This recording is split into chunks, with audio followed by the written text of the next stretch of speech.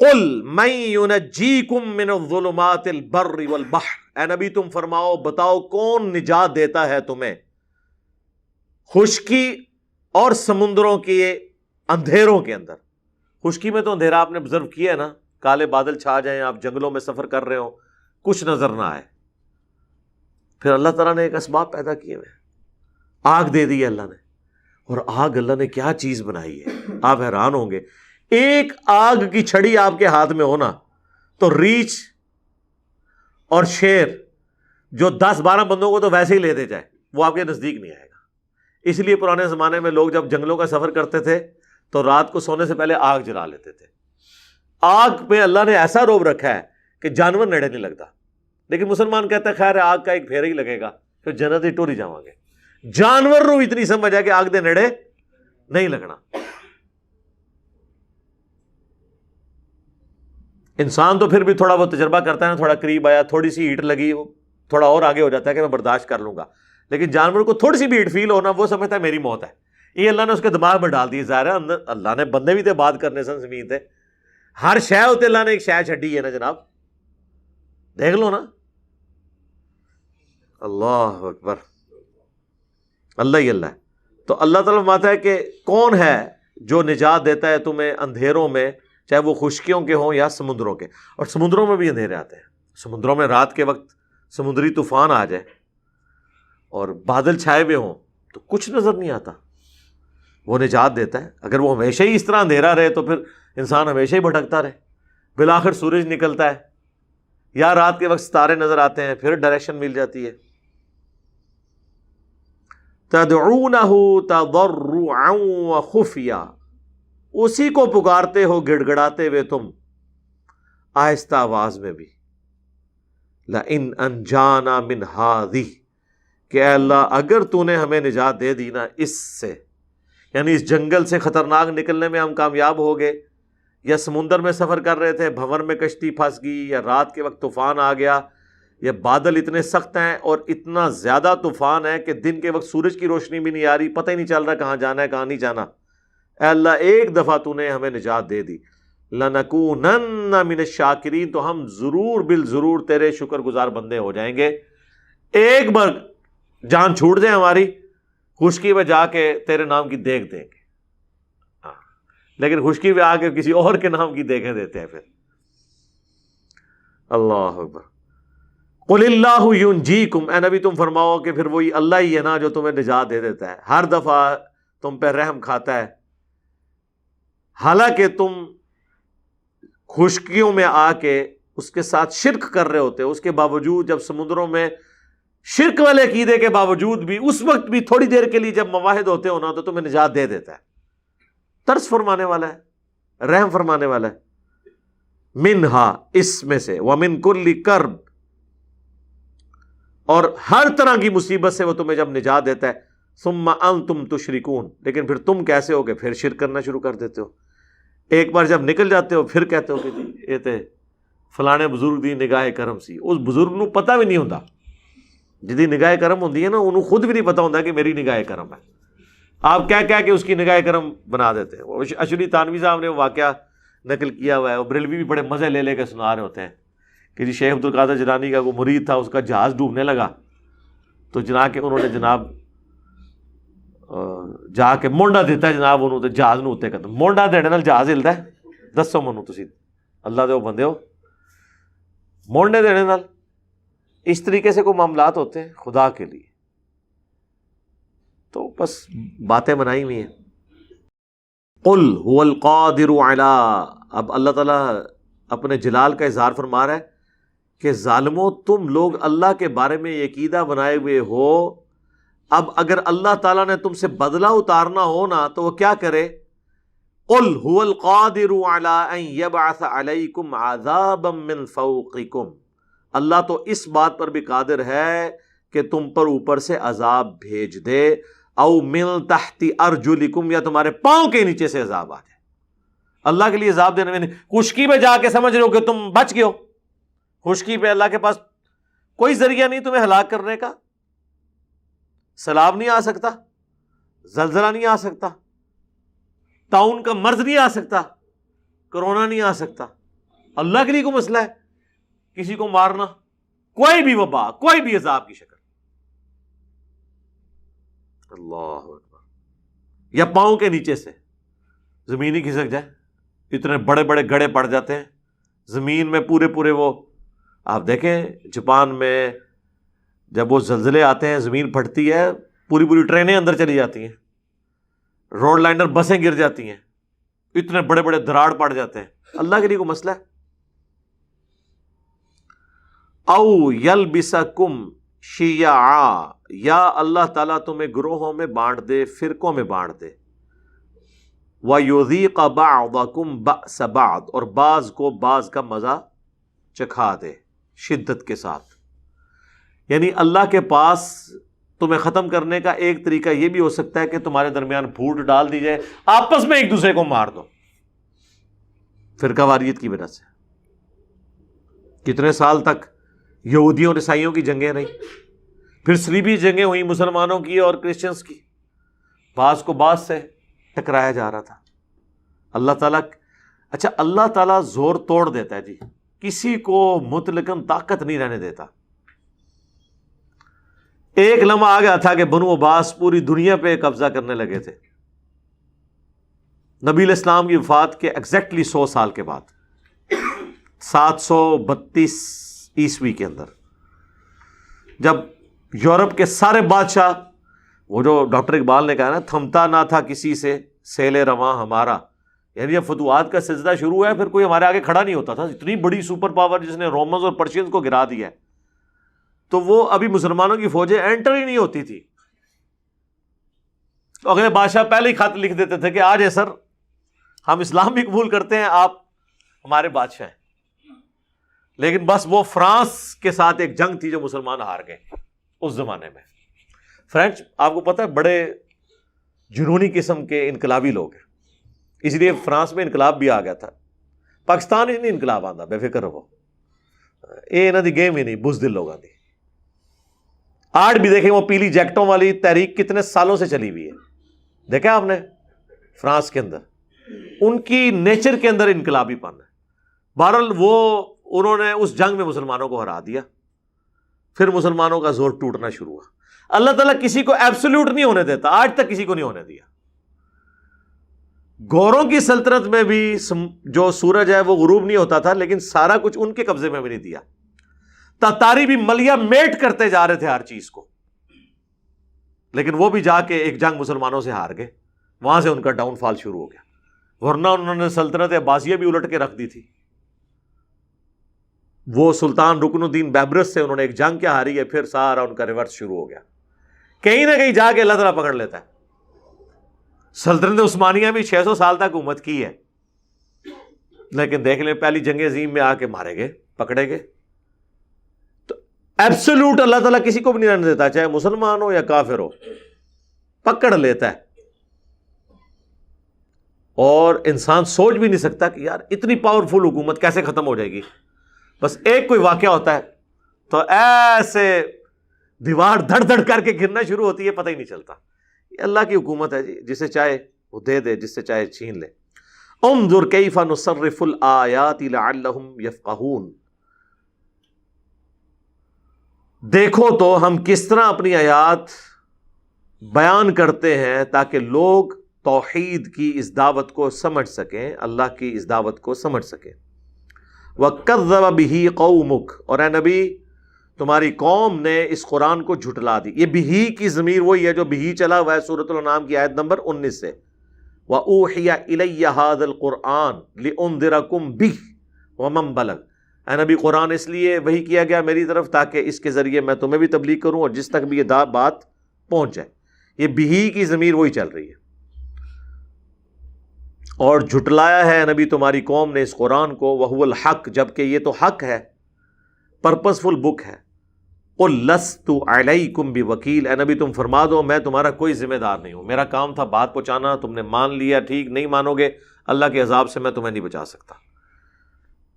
لِكُلِّ نَبَإٍ مُسْتَقَرٌّ، ہر خبر کے پورا ہونے کا ایک وقت ہے. وَسَوْفَ تَعْلَمُونَ، ان قریب تم بھی جان جاؤ گے. بات وہی ہے جو میں نے آپ کو شروع میں سورۃ الانعام میں بتایا تھا کہ اس کا تانا بانا یہ ہے کہ اس نبی کو معجزے کیوں نہیں دیے گئے، 13 سال سے یہ دعوت دے رہا ہے، ہمیں دھمکیاں دے رہا ہے کہ عذاب آ جائے گا، عذاب کدھر ہے؟ تو پورا تانا بانا اسی کے گرد ہے. تو ان قریب تمہیں وہ خبر مل جائے گی جو تم ڈیمانڈ کر رہے ہو نا کہ معجزات آ جائیں. اگر معجزہ نہیں آیا تو کم از کم عذاب آ جائے جو تم ہمیں ڈر سنا رہے ہو، ان قریب تمہیں اس کی خبر مل جائے گی. لیکن یہاں پہ ایک قانون بتایا جا رہا ہے اور بڑی یہ امپورٹنٹ آیت ہے. وَإِذَا رَأَيْتَ الَّذِينَ يَخُوضُونَ فِي آيَاتِنَا، اور جب کبھی تم دیکھو کہ لوگ ہماری آیات میں کوئی بےہودگی کرنے کی کوشش کر رہے ہیں، اس کا مذاق اڑانے کی کوشش کر رہے ہیں، فَأَعْرِضْ عَنْهُمْ، تو ان سے منہ پھیر لو، حَتَّى يَخُوضُوا فِي حَدِيثٍ غَيْرِهِ، یہاں تک کہ وہ کسی اور بات میں مشغول ہو جائے. یعنی اگر کہیں آپ کا زور نہیں چل رہا، کوئی قرآن کا سنت کا مذاق اڑا رہا ہے اور آپ بہت کمزور ہیں، کافروں کا غلبہ ہے، تو ایٹ لیسٹ اتنی دیر آپ ان میں نہ بیٹھیں، وہاں سے اٹھ جائیں جب تک کہ اپنا وہ موضوع بدل نہ لیں پروٹیسٹ کے طور پہ. اگر آپ ان کو روک نہیں سکتے تو کم از کم گونگے شیطان نہ بنے، بےغیرت نہ ہو جائیں کہ وہاں یہ سب کچھ سنتے بھی رہیں اور آپ اسے پروٹیسٹ نہ کر سکیں. وَإِمَّا يُنْسِيَنَّكَ الشَّيْطَانُ، اور جب کبھی شیطان تمہیں بھلا دے، اللہ کے ذکر سے غافل کر دے، فَلَا تَقْعُدْ بَعْدَ الذِّكْرَى مَعَ الْقَوْمِ الظَّالِمِينَ، تو یاد آنے کے بعد پھر ایسی ظالم قوم کے پاس مت بیٹھے. یعنی کہیں اسلام کا مذاق اڑایا جا رہا تھا اور آپ نے اس طرف توجہ بھی نہیں کی اور اس مجلس میں بیٹھے رہے اور بعد میں خیال آیا کہ یار یہ تو اسلام کا مذاق اڑا رہے ہیں، تو فوراً اس وقت پھر آپ اللہ کی طرف پلٹیں. یعنی وہ شیطان نے آپ کو مشغول رکھا، پھر اب اس کے بعد آپ وہاں نہ بیٹھیں ورنہ آپ ظالموں میں شمار کر لیے جائیں گے. وَمَا عَلَى الَّذِينَ يَتَّقُونَ مِنْ حِسَابِهِمْ مِنْ شَيْءٍ، ان پر جنہوں نے تقوی اختیار کیا ہے ان کافروں کے حساب سے کچھ بوجھ نہیں ہے. وَلَكِنْ ذِكْرَى لَعَلَّهُمْ يَتَّقُونَ، بلکہ یہ تو نصیحت ہے تاکہ یہ لوگ باز آ جائیں.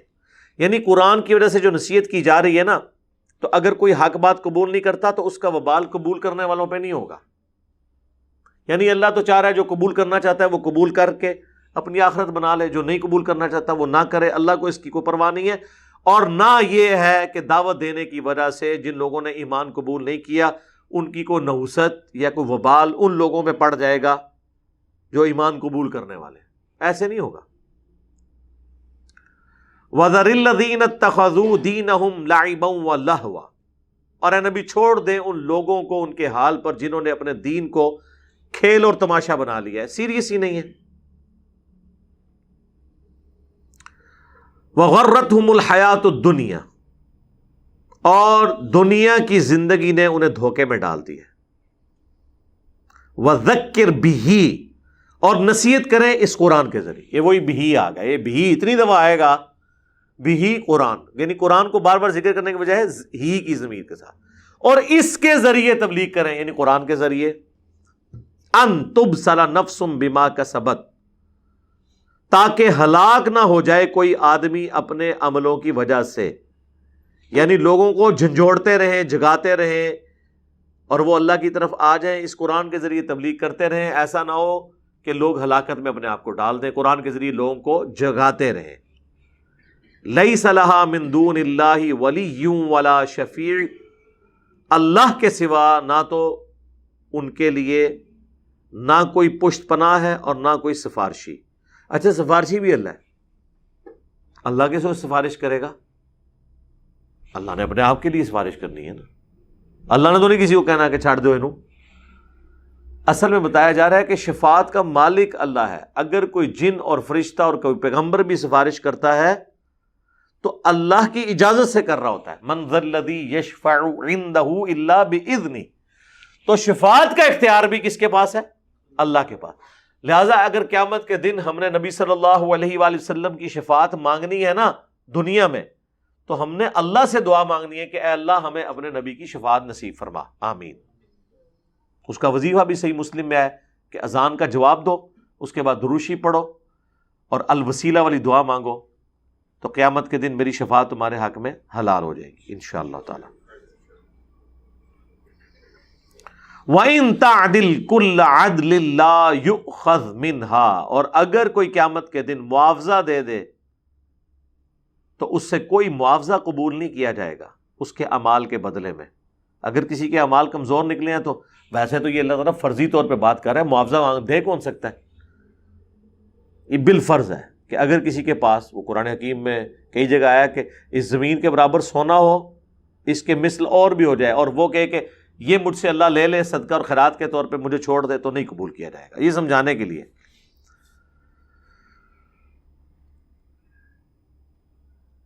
اولئک الذین ابسلوا بما کسبوا، یہ وہ لوگ ہیں جو ہلاک ہو گئے ہیں اپنے اعمال کے سبب، اپنے کرتوتوں کے سبب۔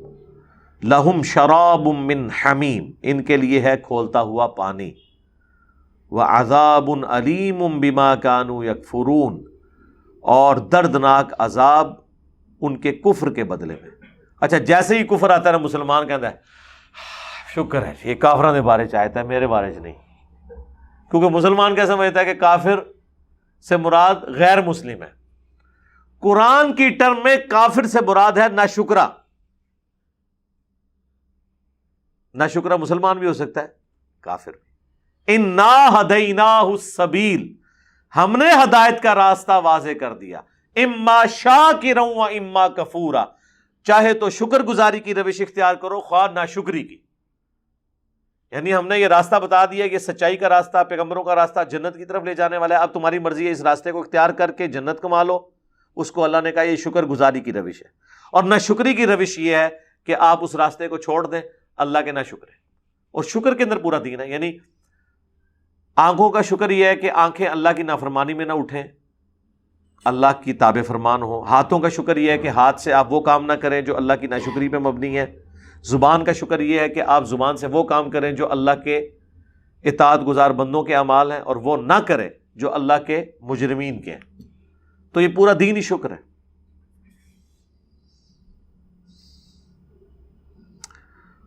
قل اندعو من دون اللہ، اے نبی تم فرماؤ کیا ہم پوجیں اللہ کے سوا ان ہستیوں کو، ما لا ينفعنا ولا يضرنا، جو نہ تو ہمیں کوئی نفع دے سکتی ہیں اور نہ نقصان۔ وَنُرَدُّ عَلَىٰ أَعْقَابِنَا، اور ہم اپنے اس عقید توحید سے الٹے قدم پھر جائیں، بعد اذ ہدانا اللہ، جبکہ اللہ نے ہمیں ہدایت دی ہوئی ہے۔ تو اللہ نے فرمایا کہ اگر یہ کچھ آپ سے ڈیمانڈ کر رہے ہیں نا کافر، تو اس کی مثال بھی پھر آپ سمجھ لیں کہ جسے اللہ تعالیٰ ہدایت دے دے، اس ہدایت کے باوجود وہ ہدایت کے راستے کو چھوڑ کر گمراہی کا راستہ اختیار کرتا ہے ہدایت آ جانے کے بعد، اور اللہ کے مقابلے پہ ان ہستیوں کو اپنا مشکل کشا ماننا شروع کر دیتا ہے جو نفع نقصان کی مالک نہیں ہے۔ کالذی استہوتہ الشیاطین فی الارض حیران، اس کی مثال پھر اس شخص کی سی ہے جسے شیاطین نے کسی زمین میں بھٹکا دیا ہے، پریشان کر دیا ہے، وہ راستہ بھول گیا ہے کسی جنگل کے اندر۔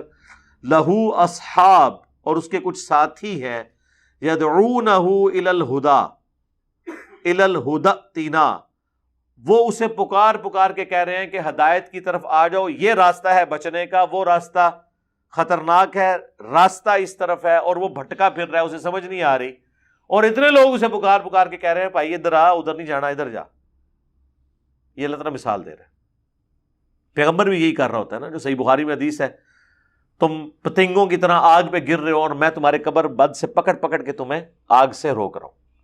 تو اللہ تعالیٰ مارا ہے کہ ایک بندہ اور اسے اتنے سمجھانے والے ہوں، اس کی مثال ہے وہ شخص جو وقت کے پیغمبر اور اس کے اوپر نازل کی ہوئی تعلیمات کے ہوتے ہوئے شیطان کے ہتھے چڑھ جائے، اسے پکار پکار کر اس کے ساتھی بلا رہے ہوں کہ آ جاؤ، یہ ہے ہدایت کا راستہ۔ قل ان ہدی اللہ هو الہدی، اے نبی تم فرماؤ حقیقی رہنمائی ہدایت تو وہ ہے جو اللہ کی طرف سے ہوتی ہے۔ وَأُمِرْنَا لِنُسْلِمَ لِرَبِّ الْعَالَمِينَ، اور ہمیں تو ایک ہی بات کا حکم ہوا ہے کہ ہم اپنے رب کے سامنے سر تسلیم خم کر دیں، یعنی جو ہمارا رب حکم دے ہم اسی کے سامنے جھکیں۔ وَأَنْ أَقِيمُوا الصَّلَاةَ، اور ہم نماز کو قائم کریں، ٹھیک ٹھیک نماز ادا کریں۔ واتقوہ اور اسی سے ڈرتے رہیں، وہو الذی الیہ تحشرون اور وہی وہ ہستی ہے جس کی طرف تمہیں لوٹ کر جانا ہے۔ یہ سب سے بڑی تھریٹ ہے، مرنے کے بعد اکاؤنٹیبل ہونا ہے، پورا دین ہی اس کے اندر آ گیا۔ اگر اللہ کے نبی کو یہ حکم دیا جا رہا ہے کہ آپ فرما دیں کہ مجھے تو میرے رب نے یہ حکم دیا ہے کہ میں نے اللہ کا تابع فرمان رہنا ہے، نمبر 1، نمبر 2 نماز قائم کرنی ہے، نمبر 3 اس سے ڈرتے رہنا ہے، اور یہ بھی ذہن میں رکھنا ہے کہ مجھے مر کے اس کے پاس جانا ہے، وہ مجھ سے میرے اعمال کا حساب لے گا۔ یہ پیغمبروں اور ان کے ساتھیوں کے بارے میں بات ہو رہی ہے۔ پھر ہم عرض کیوں نہ کریں کہ بابت شاہی کوئی نہیں۔ وہ کس طرح کہیں گے جی نماز تو اللہ تک پہنچنے کے لیے ہوتی ہے، جو اللہ تک پہنچا ہوا ہے اس کو نمازوں کی کیا ضرورت ہے؟ اچھا بابا تو اللہ تک پہنچ چکا ہے، پیغمبر اس کے ساتھ ہی نہیں پہنچے ہوئے، یہ دیکھ لیں۔ اے نبی فرماؤ وَأُمِرْنَا، مجھے اور میرے ساتھیوں کو یہ اللہ نے حکم دیا ہے، لِنُسْلِمَ لِرَبِّ الْعَالَمِينَ، کہ ہم اپنے رب کے سامنے سر تسلیم خم کر دیں، اپنی مرضی اس کے حوالے کر دیں۔ وَأَنْ أَقِيمُوا الصَّلَاةَ، اور یہ کہ ہم نماز قائم کریں، وَاتَّقُوهُ، اور یہ کہ اسی سے ڈرا جائے، وَهُوَ الَّذِي إِلَيْهِ تُحْشَرُونَ، اور تمہیں لوٹ کر اسی کی طرف جانا ہے۔ وَهُوَ الَّذِي خَلَقَ السَّمَاوَاتِ وَالْأَرْضَ بِالْحَقِّ، وہی اللہ ہے جس نے آسمانوں اور زمین کو بامقصد حق کے ساتھ پیدا کیا، پرپز فل۔ وَيَوْمَ يَقُولُ كُن فَيَكُونُ، اور جب وہ قیامت کے دن کہے گا نا کہ ہو جا تو ہو جائے گا۔ کیا ہو جائے گا؟ قیامت قائم ہو جائے گی۔ کیا ہو جائے گا؟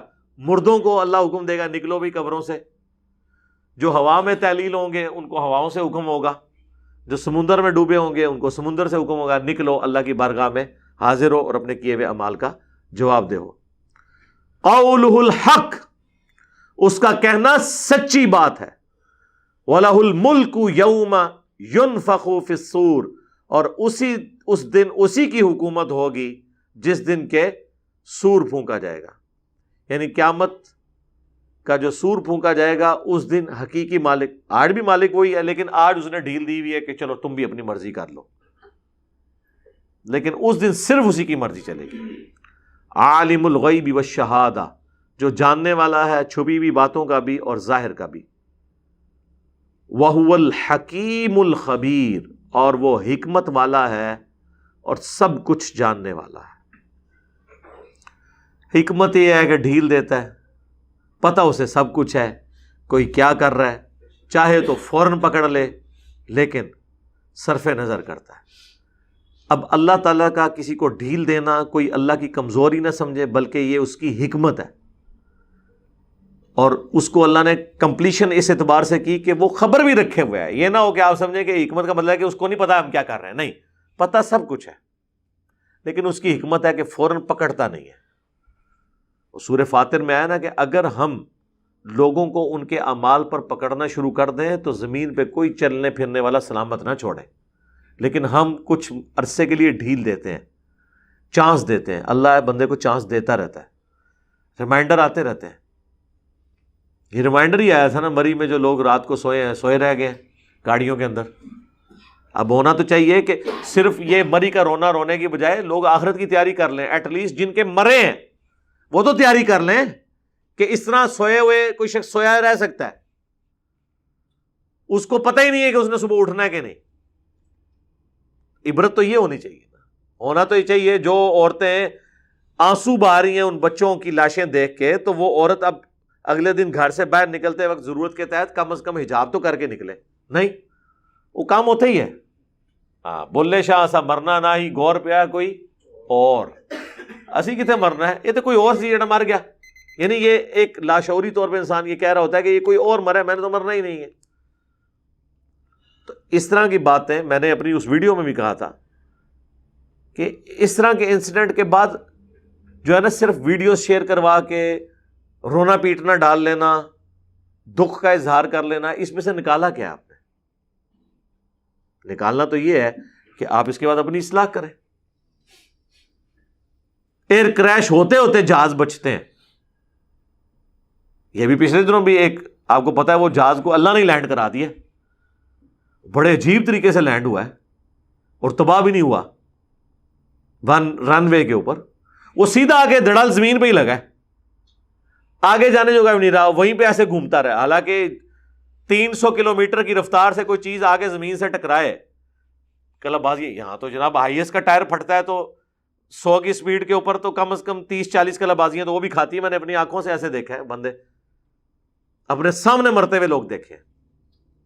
کئی سال پہلے میں یعنی ہائیس کی فرنٹ سیٹ پہ بیٹھا تھا، ہم سے آگے اسی وقت ہمیں ہائیس کاٹ کے گئی ہے، میرے خیال ہے ہارڈلی 30-40 فٹ ہم سے آگے تھی. وہ 120 کی سپیڈ پہ جا رہی تھی، وہ بڑے والی ہائیس جو پینتھر ہے نا وہ مرسڈیز کی.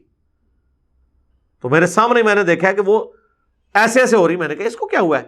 تو ایک ٹائر اس کا پھٹ گیا تھا. اب وہ ٹائر پھٹ جائے تو پھر آپ کو پتا ہے کنٹرول تو نہیں ہوتا.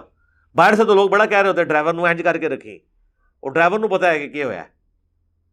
تو وہ پھر کلب بازیاں یعنی وہ جس طرح فلموں میں ہالی ووڈ کی وہ ہوتا ہے نا، وہ ایگزیکٹلی میں نے دیکھا. اور میرے خیال میں کم از کم اس نے 20-25 کلب بازیاں کھائیں تیزی کے ساتھ، جیسے کوئی کھلونا ہوتا ہے. اور کلب بازیاں کھاتے ہوئی جی ٹی روڈ کے دوسری طرف چلی گئی.